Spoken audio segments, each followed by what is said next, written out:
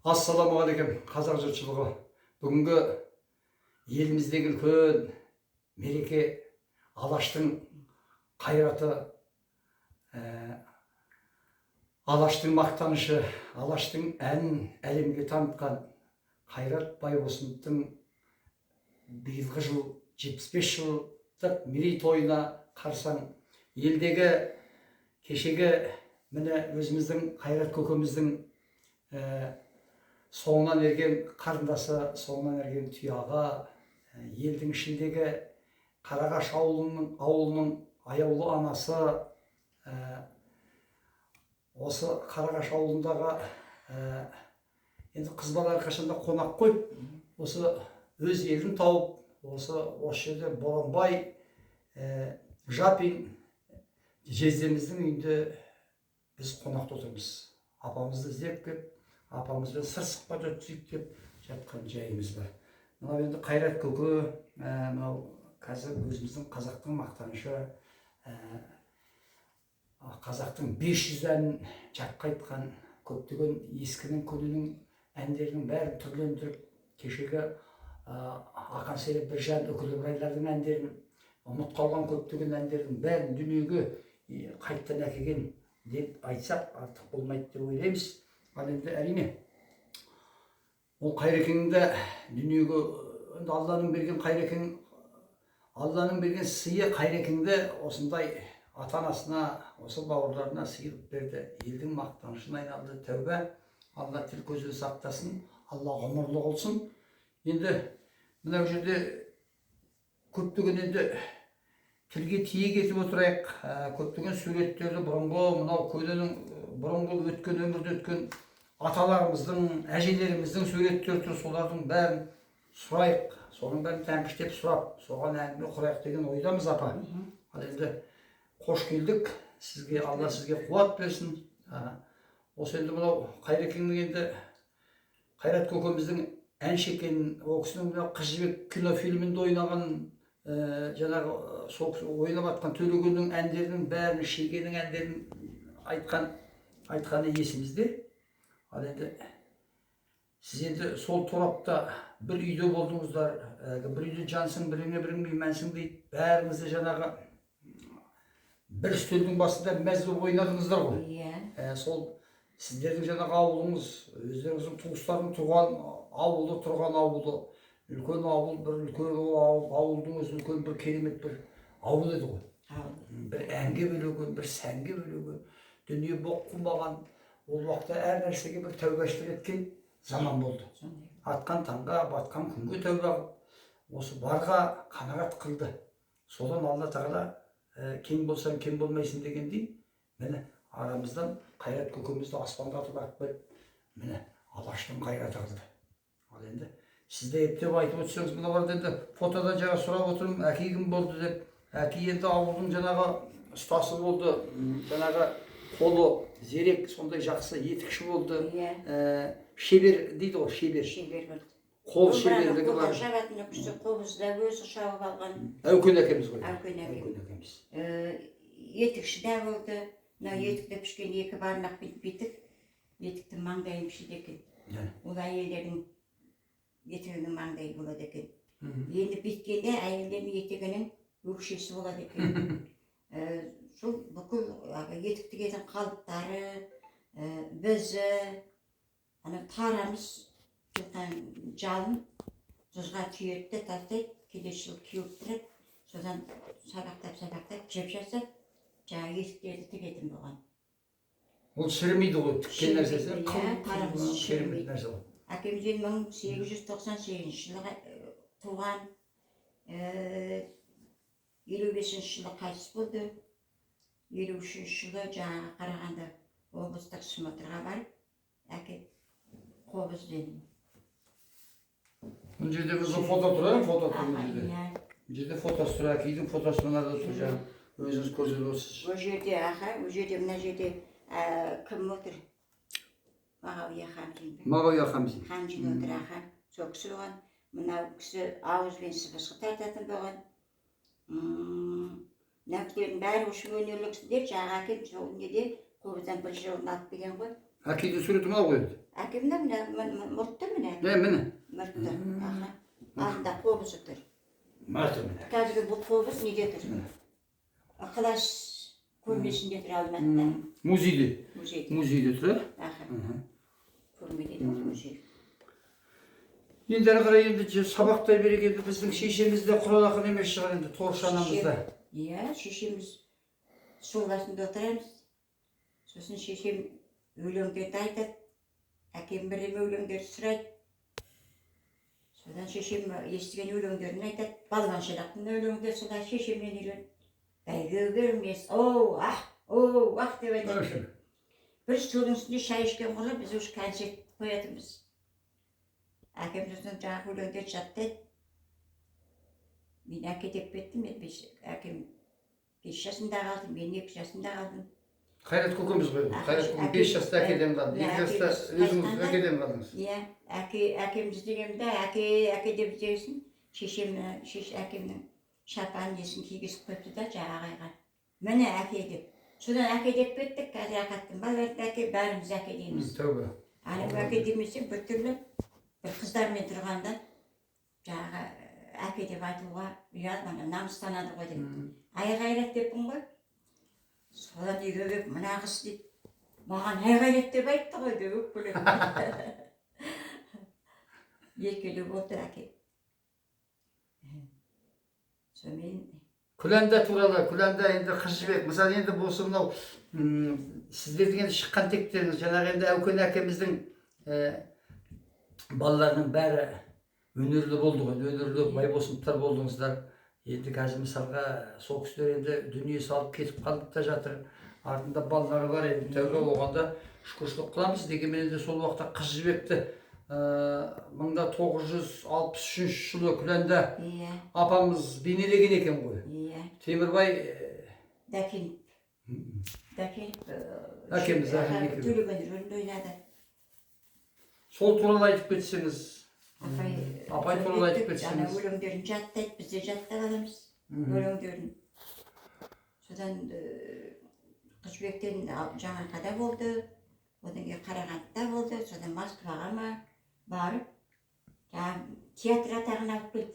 Халық театры. Халық театр атағын алып келді. Соған подарка берді, подаркада бір көйлекпенен, бір кофта, сосын бір қызыл диплом берді. Сол қызыл дипломды не білмеймін, балалықпен мен алып неткен жоқпын, өзін неткен шығар деп, сол қызыл дипломды жоғалтып алдық. Көптеген нәрселерді жоғалтып қалады ғой, біз баламыз, балалар. Халық театр атағының дипломаты деп, жаңа апайға келдерін олды. Сонымен бірнеше спектакльді ойнады апай. Одан бір өзі мектепте мұғалім болды, биологиядан оқуын бітірді. Бізді сол асырады ағам екеумізді. Ал енді анау Дәметкен тәте туралы айтсаңыз. Дәмежан болды. Ол кісі де құралақан болған жоқ. Құралақан болған жоқ. Ол қобыз тартады. Отырып алып сосын мақта терген, сұлу гүлсім деген өлеңді тартады. Отырып алып. Ол да беріліп кетеді кәдімгі. Қобызға? Қобызға беріліп тартып. Анау қобыздың несі, шегі, бір биеміз болған қасқа бие деген. Соның жалынан алынған не, қыл. Сосын ана смечок дейміз ғой. Оныкі да сол жаңағы биеден алынған смечок. Сосын шайыр, қарағайдың шайыры бар ғой. Содан менен жағы спалап, қобыздың несін, жағы смечогын, жағы тартатын несін, сонымен қылдай нетіп қояды. Зарядка қойын, зарядка. Сонымен соны тартады. Сосын өкісі тұрмысқа шықты да жағдайы болмады, жаңағы 2-3 рет Қарағандыға барды, болды Алматыға барды. Семьялы болғаннан кейін ақы сол енді алыстай береді ғой өнерде. Иә. Домбырамен өлең айтқанды көрдім ол кісінің той домалақтарда, біз сол уақытта бала қырамыз. Күй тартқанда анау Дайрабайдың күйін сылқылдап тұрған Дәмежан. Дәмежан дедіңіз. Сылқылдап тұрып тартатын. Енді ол балалы болды, қаншама бала туды, неттім, семьялы болғаннан кейін өнерден қолы шығып кетті. Одан кейін Үміт апамыз болды, Үміт апамыз ғана. Кәдімгі железнодорожник болды, 7-ші разрядта. Военный. Бір вагоннан екінші вагон секіріп жүре береді екен. Нетті, о да бірақ өлең айтады, бірақ сахнаға шығып неткен жоқ. Өзіндік қана. Аха өзіндік. Өзінің ортасында ғана. Өзінің коллегасында, сонда сөйтеді. Одан кейін Ахат келді, Ахатта күйші қойылды. Ахат Сағат ол жаңағы кішкентай бір магнитофоны бар радиомыз болды. Соған пластинканы қояды да Содан жаттырды. содан жатты. Ең әуел домбыра үйренгенде жатқанбыз, домбыра үйренем дейді. Ойбай домбыра үйренем деп. Содан бірінші Балқадишаны үйреттік. Бір түнде 2 өлеңді нетіп алды, үйреніп алды. Содан ертеңіне жаңа пластинканы қойып, ана пластинка қалай тартса, соны ұрғағымен солай тартып, осы 1 айдың ішінде адай кейін үйреніп алды. Одан смотрға аяғы жетпейді скамейкаға. Оған аккордеонның футларын сатып, сөйтіп отырғызып, ақыр сол неге үйреніп алды. Соны бір күн шешем еді, әкең түсіме кірді. Мәк деп ақырып, домбыраны қолыңа ұстатты. Шешем одан ұрысқанда, үй қағында, қағынбай үйрентпен деп бәт деп ұрсатты. Сөйтіп ақыр сол күйшілікпен кетті. Шегелі болды, балдардың бәрі өзіне тартты кәді. Жеңгі бізден ше. Алланың берген жеңгейді әнші қойды. Біріне-бірін айтты қоса сол. Алланың берген үлкен сыйы ғой. Ал енді өзіңізде құралақан болмаған шығарсыз. Енді осы жақта жаңа бала келін болып келгенде жаңа фотоларыңызды көріп отырмын. Осы елдің үлкен өнерпазы болған екенсіз. Осы Қарағаш ауылының. Жоқ, Қарағаш. Жаңғадада болдым, ана неде ДК-да істедім. Ана жаңағы Жақайған берген сонда жаңғада жақсылық мағзұм не ғой? Мын жерде ғой. Иә. Онда да сол... Аттарыңыз ансамбльдер тұр, эстрадный ансамбльдер тұр. Алпысбай Тайген дегендер гитара тартатын. Жаңағы несінде болдым, шүйре бір. Семья құртықта ең сол... Андасында, ортасында, неде... Әурейтіміз бар ең.